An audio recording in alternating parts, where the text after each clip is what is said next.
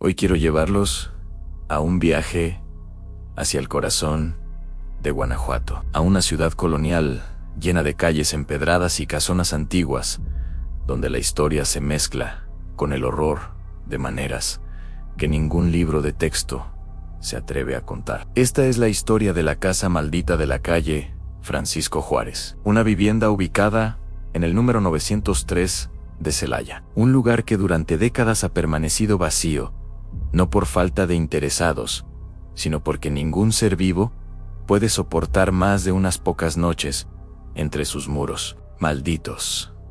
Malditos. Si ustedes son de los que sienten escalofríos al pasar frente a casas abandonadas, si alguna vez han sentido que las paredes guardan secretos terribles, entonces inscríbanse ahora mismo en Pesadillas y activen la campanita de notificaciones, porque lo que están a punto de escuchar les hará reconsiderar cada casa antigua por la que pasen indiferentes, pensando que solo son estructuras vacías. Hay algo profundamente perturbador en las casas que han sido escenario de tragedias tan brutales que el horror queda impregnado en cada ladrillo, en cada rincón, como si el sufrimiento tuviera peso físico y se acumulara con los años, en lugar de disiparse. La casa maldita de la calle Francisco Juárez no es solo otra leyenda urbana de Guanajuato, es un lugar real que los habitantes de Celaya conocen perfectamente. Una vivienda ante la cual cruzan la calle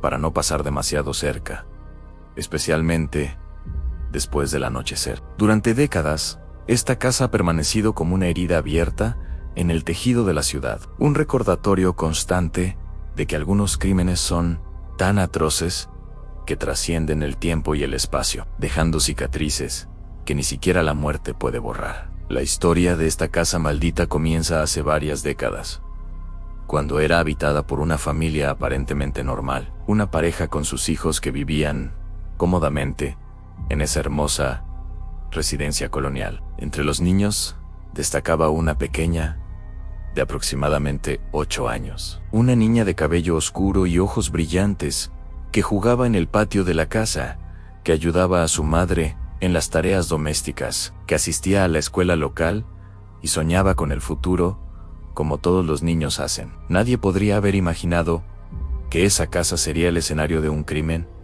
tan brutal, tan despiadado, que cambiaría la naturaleza misma del lugar para siempre. Los detalles exactos de lo que sucedió varían según quien cuente la historia.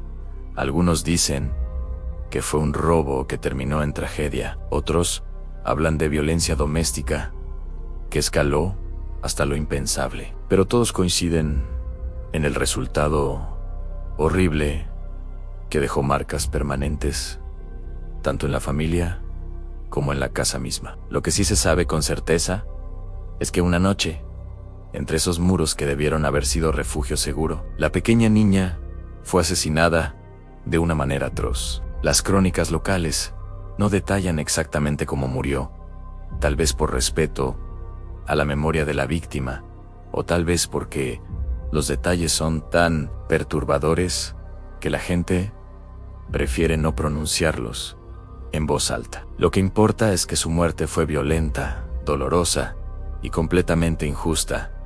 El tipo de muerte que no permite que un alma encuentre paz. Después del crimen, la familia quedó destrozada de una manera que va más allá de la capacidad humana de recuperación. No pudieron permanecer en esa casa donde cada habitación les recordaba a la niña que habían perdido, donde cada rincón resonaba con sus risas que nunca volverían a escuchar. Abandonaron la propiedad y nunca regresaron, dejando atrás no solo una casa, sino también un fragmento de sus almas que quedó atrapado entre esas paredes junto con el espíritu de su hija. La casa quedó vacía durante un tiempo, un monumento silencioso a la tragedia que había ocurrido dentro de sus muros. Pero eventualmente, los propietarios decidieron intentar venderla o rentarla, necesitando recuperar algo de la inversión que habían hecho en esa propiedad. Los primeros inquilinos que se mudaron no sabían nada sobre la historia oscura del lugar. Llegaron con sus pertenencias,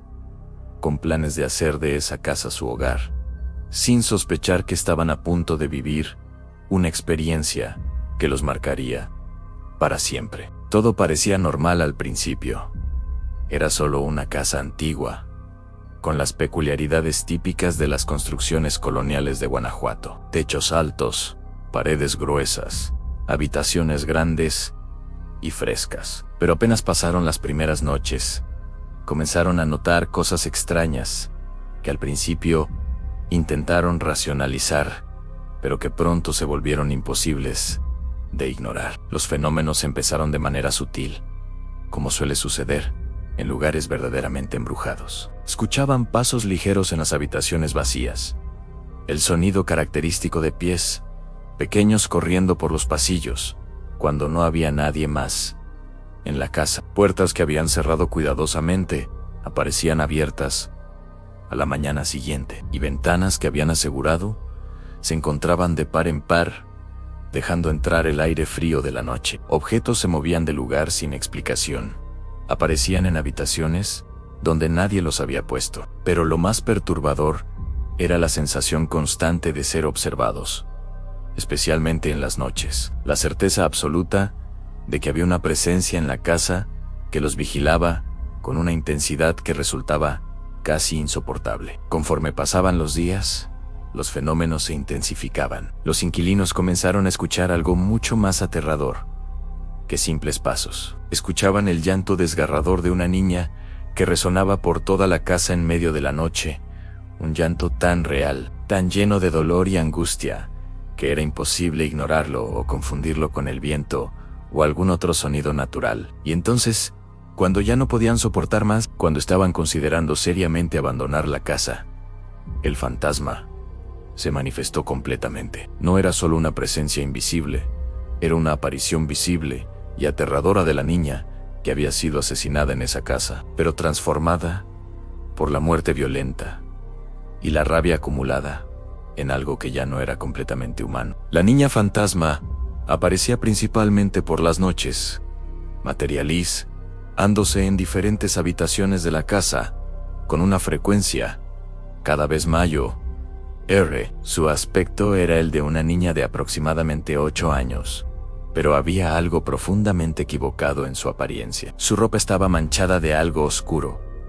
Su cabello caía sobre su rostro ocultando parcialmente sus facciones, y cuando finalmente levantaba la cabeza para mirar a los aterrorizados inquilinos, sus ojos brillaban con una luz antinatural, llenos de una furia y un sufrimiento que ningún niño debería conocer jamás. Pero lo más perturbador no era su apariencia, sino su comportamiento, porque a diferencia de otros fantasmas que simplemente aparecen y desaparecen, esta niña interactuaba violentamente con los vivos que osaban habitar su casa. Los inquilinos reportaban que la niña fantasma no solo se aparecía, sino que les gritaba con una voz que resonaba con poder sobrenatural, ordenándoles que abandonaran la casa inmediatamente, que ese lugar era suyo y de nadie más.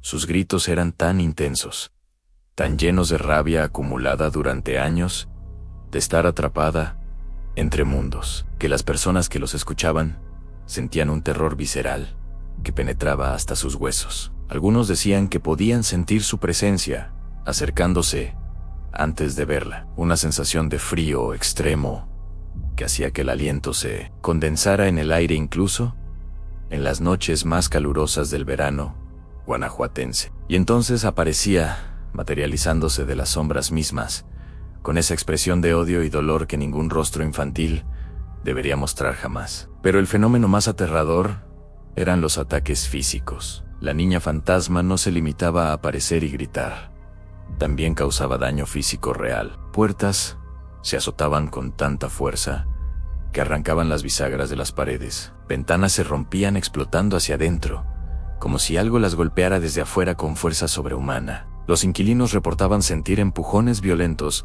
que los hacían caer al suelo, arañazos que aparecían en su piel sin explicación, objetos que volaban por el aire lanzados por manos invisibles con precisión mortal. Era como si la niña, atrapada eternamente en su momento de mayo, sufrimiento y terror, hubiera desarrollado un odio absoluto hacia cualquier ser vivo que intentara ocupar el espacio donde había perdido la vida de manera tan brutal. Imaginen por un momento que ustedes son una familia joven buscando una casa para rentar en Celaya. Encuentran esta propiedad en la calle Francisco Juárez al precio perfecto, demasiado bueno para ser verdad, en realidad. Pero el propietario les asegura que solo necesita inquilinos responsables y está dispuesto a hacer un buen trato. Ustedes, siendo personas modernas y racionales, no creen en fantasmas ni en casas embrujadas, así que firman el contrato y se mudan con sus pertenencias, emocionados por comenzar esta nueva etapa. Las primeras noches son tranquilas, casi demasiado tranquilas, pero en la tercera noche despiertan abruptamente a las 3 de la mañana con el sonido de pasos corriendo por el pasillo, fuera de su habitación. Ustedes se miran confundidos, pensando que tal vez dejaron una ventana abierta y el viento está causando que algo se mueva. Uno de ustedes se levanta para investigar, abre la puerta del dormitorio y el pasillo está completamente vacío, iluminado apenas por la luz de la luna que entra por una ventana al final. Pero entonces escuchan algo que hace que su sangre se congele. El inconfundible sonido de una niña llorando, viniendo de algún lugar dentro de la casa. Siguen el sonido hasta una de las habitaciones del segundo piso, que habían decidido usar como bodega, porque tenía una atmósfera extraña que los hacía sentir incómodos. La puerta está entreabierta, aunque recuerdan claramente haberla cerrado. El llanto viene de adentro, claro y desgarrador. Empujan la puerta lentamente y la habitación está vacía, excepto por algunas cajas que habían almacenado ahí. Pero el llanto continúa, más fuerte ahora, como si la fuente estuviera justo frente a ustedes, aunque no pueden ver nada. Entonces, la temperatura baja drásticamente. Pueden ver su propio aliento en el aire. Y en el rincón más oscuro de la habitación, comienza a formarse una figura. Al principio, es solo una sombra más densa que el resto de la oscuridad, pero rápidamente toma forma hasta que pueden distinguir claramente la silueta de una niña pequeña de pie en la esquina, completamente inmóvil, observándolos. Su cabello cae sobre su rostro, pero pueden sentir sus ojos clavados en ustedes, con una intensidad que resulta físicamente dolorosa. El llanto se detiene abruptamente, y el silencio que sigue es de alguna manera aún más aterrador. Entonces, con una voz que parece venir de todas partes al mismo tiempo, la niña habla, y lo que dice hace que cada célula de su cuerpo grite que huyan inmediatamente. Fuera de mi casa, dice con una voz que no es completamente humana, que contiene armónicos imposibles que hacen vibrar sus huesos. Esta es mi casa. Váyanse ahora. Ustedes no necesitan que se los digan 2 veces. Corren de esa habitación, bajan las escaleras tropezando en su desesperación por escapar, y mientras huyen, escuchan detrás de ustedes el sonido de puertas azotándose violentamente, vidrios rompiéndose, objetos siendo lanzados contra las paredes. Salen de la casa a la calle en medio de la madrugada, temblando, Jitejoj, jurando que nunca regresarán a ese lugar maldito. Al día siguiente, con la luz del sol dándoles coraje, regresan solo para recoger sus pertenencias más esenciales, haciendo el trabajo lo más rápido posible. Y cuando finalmente se van, definitivamente no miran atrás. Esta es la realidad de la casa maldita de la calle Francisco Juárez, amigos mexicanos. No es ficción, no es exageración. Es un lugar donde docenas de personas han tenido experiencias similares a lo largo de las décadas. Los propietarios intentaron de todo para liberar la casa de su inquilina espectral. Llamaron sacerdotes, que realizaron bendiciones y exorcismos múltiples veces. Trajeron curanderos tradicionales que hicieron limpias con hierbas sagradas y copal. Incluso consultaron médiums que intentaron comunicarse con el espíritu de la niña para ayudarla a cruzar al otro lado, pero nada funcionó. Absolutamente nada. Es como si la rabia y el dolor de la niña fueran tan intensos que ninguna fuerza en este mundo pudiera liberarla de su prisión autoimpuesta. La casa permanece hasta el día de hoy, visible para todos los que pasan por la calle Francisco Juárez, en Celaya. Desde afuera parece una casa colonial más, tal vez un poco descuidada por años de abandono, con pintura descascarada y jardín crecido, pero por lo demás, ordinaria. Pero los habitantes locales saben la verdad. Saben que detrás de esas paredes, aparentemente inocentes, habita algo que no pertenece al mundo de los vivos, un espíritu atrapado eternamente en su momento de mayor sufrimiento, incapaz de encontrar paz, condenado a repetir su dolor una y otra vez, por toda la eternidad. Y ahora les pregunto directamente, ¿están ustedes listos para seguir explorando las casas malditas y los lugares embrujados que pueblan nuestro querido México? ¿Quieren descubrir más historias sobre espacios donde la tragedia dejó marcas tan profundas que alteraron la realidad misma? Si la respuesta es sí, entonces no pueden perderse ni un solo episodio de Pesadillas. Inscríbanse ahora mismo, porque tenemos preparadas muchas más historias sobre lugares donde el pasado se niega a permanecer enterrado, donde los muertos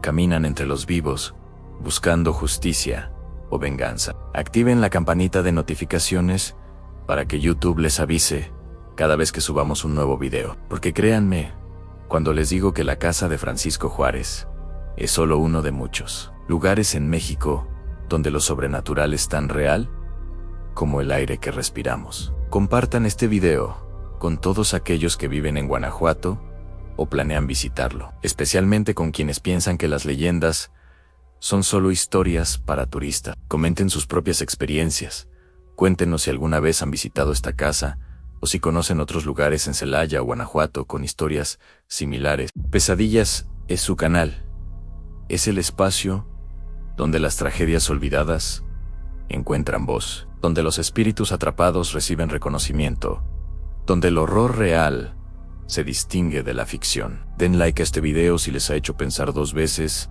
antes de rentar una casa que está demasiado barata. Si ahora entienden que algunos lugares tienen precios bajos por razones que van más allá de problemas estructurales. Pronto tendremos más episodios explorando otras propiedades embrujadas de México, otros hogares que se convirtieron en prisiones para espíritus que no pueden o no quieren partir. Y recuerden, la próxima vez que busquen una casa para vivir y encuentren una con un precio sospechosamente bajo, investiguen su historia antes de firmar cualquier contrato. Pregunten a los vecinos.